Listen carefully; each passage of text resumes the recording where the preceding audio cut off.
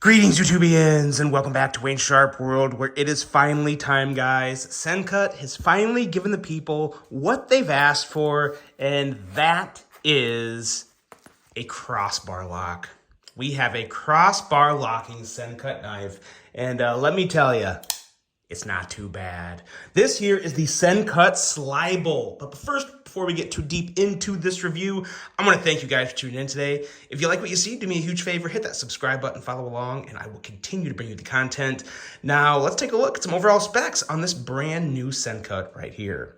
We have an overall length of 8.23 inches, a blade length of 3.59 inches, and a handle length of 4.64 inches.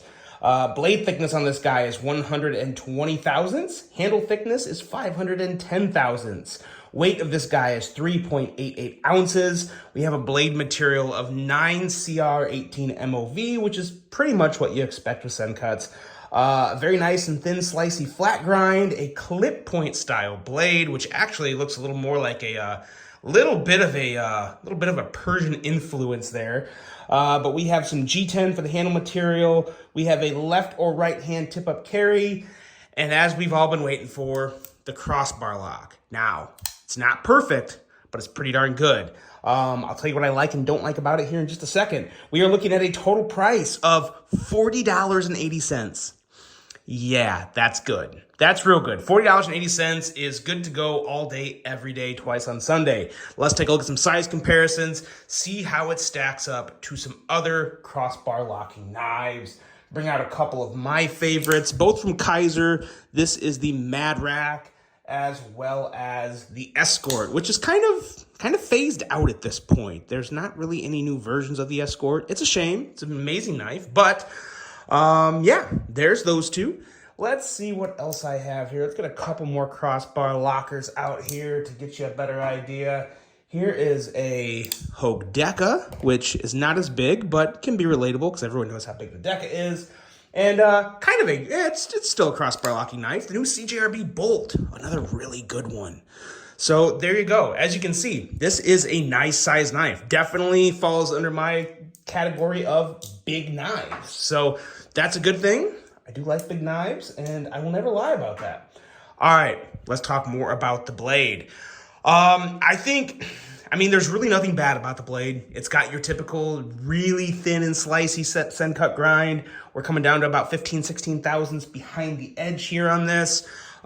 We have a nice thumb studs on the blade. Now, these do have a little bit of a dome top that I complain about sometimes, but they have a little more grip on the sides to these ones, so they work. So I don't really have too many issues with the thumb studs.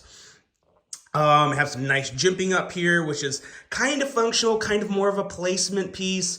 Either way, it's not bad, and I always like to see the jimping there. Nice sturdy tip. The only issue some people may not love about this knife is the tip is pretty swept back, so you may not have that aggressive tip action that you would get with a drop point or a sheep's foot or a Warncliffe. It's a little more drawn back. But with that said, I think it'd still be a pretty good knife for piercing because it is still a pretty nice pointy tip with a thin enough edge to do some work.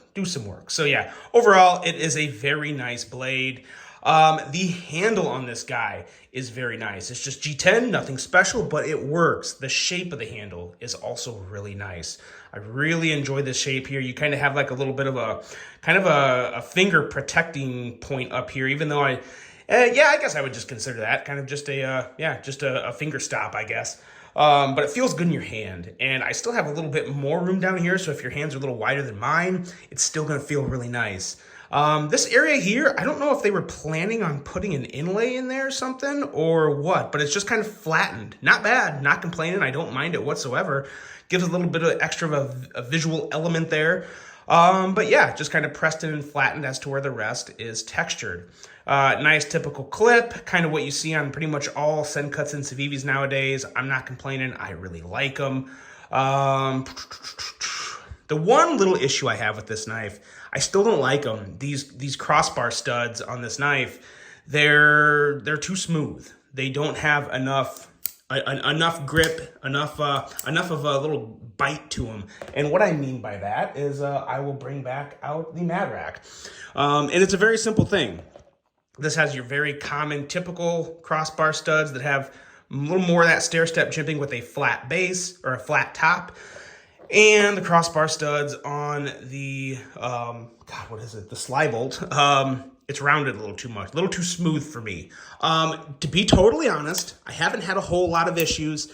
Like I've said before, it's kind of like walking on ice. You can do it, it's no problem, but sometimes you might slip. So I don't love that. I would much rather have just typical standard crossbar studs on there that have a little more bite to it. But outside of that, there's really nothing to hate on this knife. Some people may not like the drawn back tip, but again, I'm sure this won't be the last crossbar locking knife to come out of Sencut. I hope they go on a run because this is pretty good action. Kind of reminds me of the action of like the Vosteed Raccoon, which is really good. I mean, so there's no issue there. Thumb studs, very effective. Blade flips out very smoothly. So yeah, well executed. I wasn't expecting anything less. I knew it was going to be good whenever Sencut finally decided to come out with the crossbar lock. And now, for the record, to the best of my knowledge, this is their first crossbar locking knife. I'm going to sound really stupid now if this is not the first one they've come out with, but I am almost certain it is. If it's not, roast me in the comments because, yeah, I try, but I can't remember everything. But yeah, I think this is their first, and it's a really good one. No major issues. Like I said, even I can operate with the slippery crossbar studs. So yeah, it's a good piece, guys. I would highly recommend it, especially for 40 bucks. For 40 bucks, arguably the best crossbar lock knife out there for the price. If you're really pinching pennies here and you want to be as cost effective as possible, this is an excellent option. The only other one that really stands up and gives it a good fight is the CGRB Acacia, which has a kind of similar crossbar lock, actually, but it does not have thumb studs. So some people will not like the lack of thumb studs. So you have your thumb studs on the Slybolt, and you do have a much bigger blade. Let me bring that back out here. Let's bring the Acacia back out here, do a quick size comparison. It is a much bigger knife, so that will definitely win over his points with some of you guys out there. So there you go, guys. That is it. That is the Sencut Slybolt. Let me know what you guys think of this, and let me know so we've got the crossbar lock. What type of crossbar lock do you guys want to see from Sencut? In terms of like blade shape, what type of Sencut knife do you want to see? What's the next blade shape you want to see on a crossbar locking knife from Sencut? I tripped all over that trying to ask the question, but I finally got it out. I would really love to see kind of like a Warncliffe sheep's foot style blade, or even just a nice, smooth, good looking drop point blade. I think that would look awesome. Maybe collab with Ray Laconico on a drop point crossbar lock in the Sencut lineup. That would be pretty sick. I would love to see that. But all in all, the Slybolt is a pretty darn good piece. Let me know what you guys think of this one. I really hope you enjoyed it. Hope you have a great rest of your day. And until the next one, I'm out.